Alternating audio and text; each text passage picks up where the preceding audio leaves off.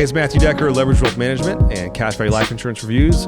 Back with my business partner, Aaron Vincent. We left off last time, vincentplanning.com. Yep. We left off last time talking about the different types of advisors that we encountered in our wholesaling firm.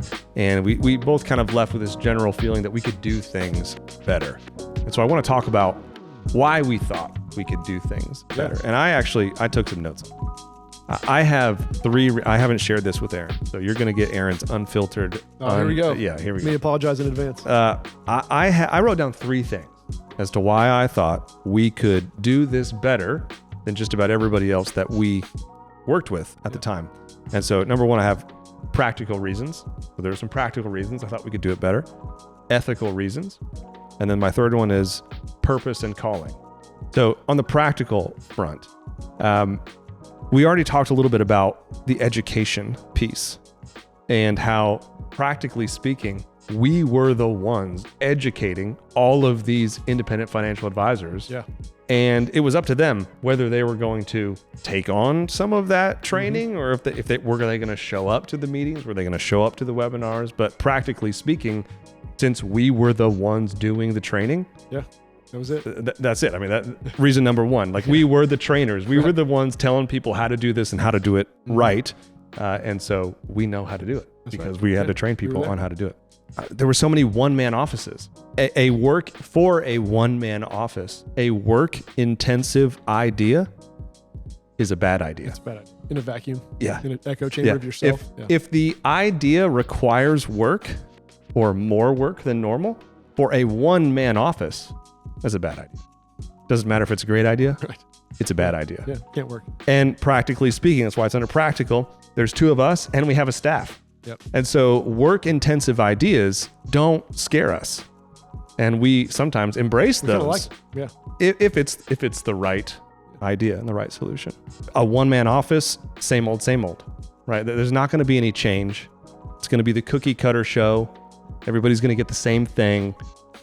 No individuality, no real kind of discussion about goals. It's just like, hey, you want to retire, right? And you don't want to run out of money and fear-based selling. Let me, get you into the cookie cutter program. Not to mention that if that's the environment that you're in all day as the one-man office, you kind of get used to doing things the way you do them. Right. And that's just hard to break away from. Yep. And then the last one I put here was most of the guys we were working with were in their mid-50s. And if you're older, yeah. And if you're not in your mid-50s, if you're younger than your advisor, they're not going to be there when you retire. Yeah. Practically speaking, that's a problem. And you could argue that it's more crucial for your advisor to be advising you and advising you well after you're retired than before you're retired. Exactly. Yeah. Both important, but certainly, gosh, if you had to choose, you wouldn't want your advisor to be leaving either the space or the earth when you're retiring. So that's what I had for practical reasons. Yeah. Any more that come to the top of your mind? That's pretty good. Okay. And then I put down ethical reasons, which felt a little bit weird for me to write, but feels a little holier than thou. But nonetheless, I wrote it down. I thought about this and I thought, gosh, okay, how many advisors that I worked with at our wholesaling firm would I have trusted with my money? And I didn't need both hands to count them out. And we worked with probably 150 to 200 on a rotating basis for, a 6-year period. I don't know if you've thought about that. It definitely is on one hand as well. I can probably name them now just because there's so few. Yeah, I could name them as well. I won't do that. Yeah, that's a sad reality. I hadn't thought about that. That's the truth. Yeah. And the reason that I say that is just because the drawbacks of that independent model where, man, it's hard to do the right thing when the people that are training you, when their interests are not aligned with your client's interests, and they're giving you one message, and that message is commission driven, and you're a one-man show, and you're struggling to find people to talk to, it's hard to do the right thing in the face of all those challenges, let's say. And that's why I think both of us would struggle to come up with 10 people that we would have trusted with our money. Yeah, and the reality exists still. I mean, in at least on the Vincent planning side of things, well, you see it too in your day-to-day. Most of our new clients come from folks who have current advisors. Yep. And something is broken. Yep. Something falls apart. Mm-hmm. And it's the same story told over and over again. Ethical reasons, I wrote down drinking the Kool-Aid. And it's so funny to me how easy it was. Well, this is going to sound bad. Do I want to say this? Yeah, you want to say it. Go for it. I just got to think about it. How do you want to say it? I don't want to get in trouble. I don't want to get either of us That's in good. trouble. That's good. Okay. It was very easy to get people that we were working with, financial advisors, drinking the Kool-Aid of whatever it was that as a wholesaler, we had to sell. And you could see that, right? I mean, it wasn't just us that worked at this firm. Oh, yeah. You know, there were probably 200 employees at this firm. And you could tell the guys that were selling Kool-Aid and getting people to drink it. And I think it's because there's a lot of money to be made if you drink the Kool-Aid. Because if you drink the Kool-Aid, it means you're no longer working in the best interest of the client. Right. You're working in the best interest of your wholesaler. You're looking for the hot new thing. And whenever you, as an agent or an advisor, are searching for the hot new thing, and then someone on the other end of the phone has a hot new thing, you're ready to buy. Yeah. If you operated, I told the story before about how about 2 years into our time there, I was confronted with that reality of like finding out how to actually do these policies the right way. How the structure would make it so much better for the client, but it reduced the commission, and how I got chastised for that.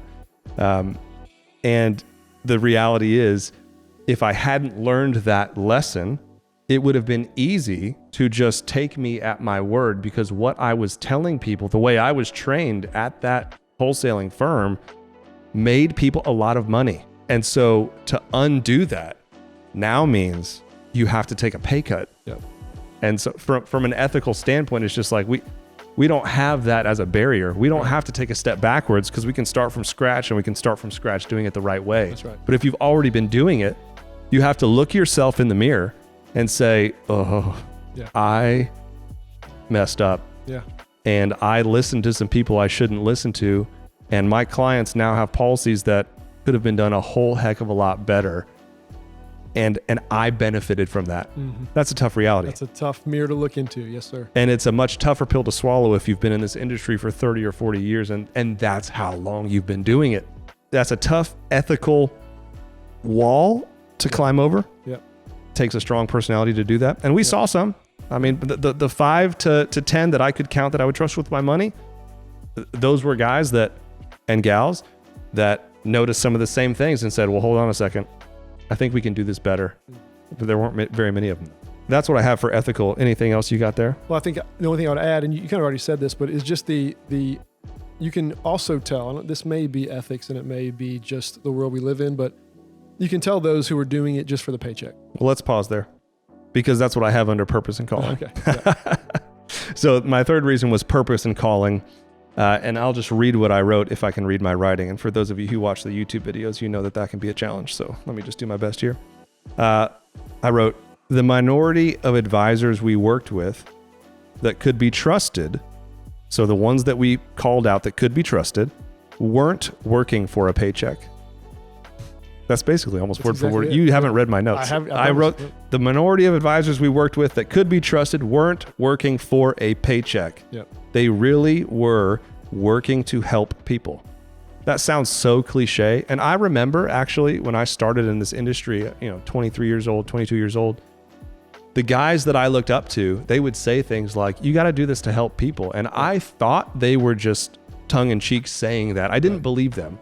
It's hard to believe that too, as a 23-year-old who knows nothing, right? I was worried about making money at that point. I had a wife and a new wife. Responsibilities. But now on this side of the table, having seen just a stark contrast between the ones I trust and the ones I don't, I can honestly say the ones that I trusted, they really were working to help people. Yep. They had values. I'm reading what I wrote. They had values that drove them versus driven by money. They wanted to help people. They had values that drove them. Money was not even probably second, right? Money was just a function of helping people. Well, the irony too is that, and this is amazing to me, and it might have taken some time, but those who had the best long-term success, the paycheck, they are the ones who helped people the right way, because they get a longer career. They get more referrals. Their clients are happier, and the whole thing just sort of takes care of itself. So it's such an irony that we can get sold this thing of, I've got to do what's best for me and make this bigger commission even at the expense of my client because I've got to make money. That's almost like an excuse. Yep. I had to pay my own bills too. I've got kids to feed as well. You hear that all the time. It makes me crazy because the reality is if you do things the right way, it's even better off for you as well. Of course. How much time, selfishly, how much time do we save, you and I, how much time do we save every single year not having to put out fires? That's a weird statement thinking about it like that. But I just remember the people that were the toughest to deal with. They weren't tough to deal with because, they didn't do enough business to get, our time, or they were wasting our time. It was nothing like that.